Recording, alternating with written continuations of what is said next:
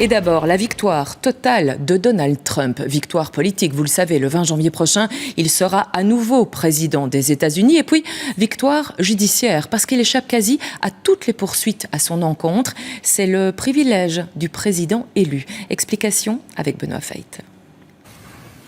Le 1er août 2023, le procureur spécial Jack Smith annonçait l'ouverture de 2 procédures pénales à l'encontre de Donald Trump. L'une pour avoir tenté d'inverser les résultats de l'élection présidentielle de 2020. L'autre pour avoir gardé des documents classifiés dans sa villa en Floride après son départ de la Maison-Blanche. Mais aujourd'hui, le procureur spécial a annoncé l'arrêt de ces procédures pénales. Une nouvelle victoire pour Donald Trump qu'il n'a pas manqué de célébrer sur les réseaux sociaux. C'était un hold-up politique et un jour sombre dans l'histoire de notre pays qu'une telle chose se soit produite. Mais j'ai persévéré et contre toute attente, j'ai gagné. Faites que l'Amérique soit grande à nouveau. Mais si le ciel judiciaire s'éclaircit aujourd'hui pour Donald Trump, c'est avant tout parce qu'il a remporté les élections présidentielles de novembre dernier.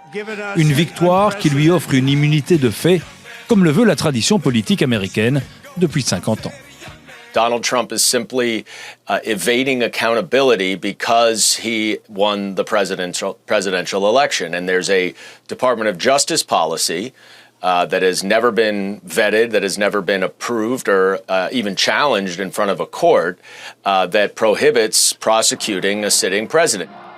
Cette politique remonte au scandale du Watergate qui avait fait tomber le président Nixon en 1973.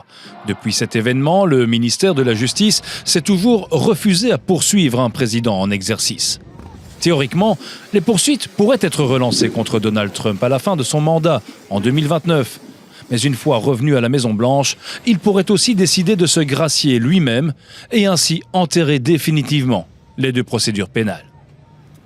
Oui, la Maison-Blanche à Washington où nous attend Sonia Dridi. Bonsoir Sonia. Le prochain locataire, Donald Trump, donc, se libère peu à peu de ses casseroles judiciaires. De quoi lui donner encore plus de pouvoir ?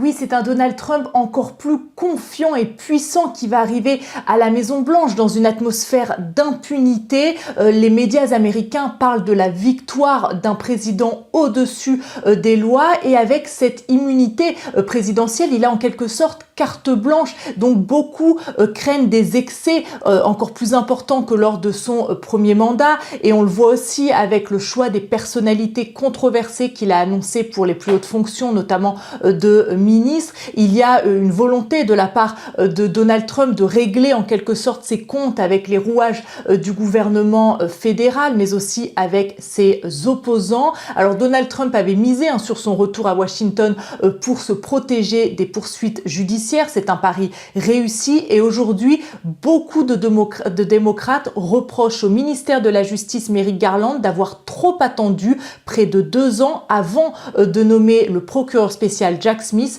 retardant la possibilité d'un procès avant cette élection. Et à Washington, merci à vous Sonia.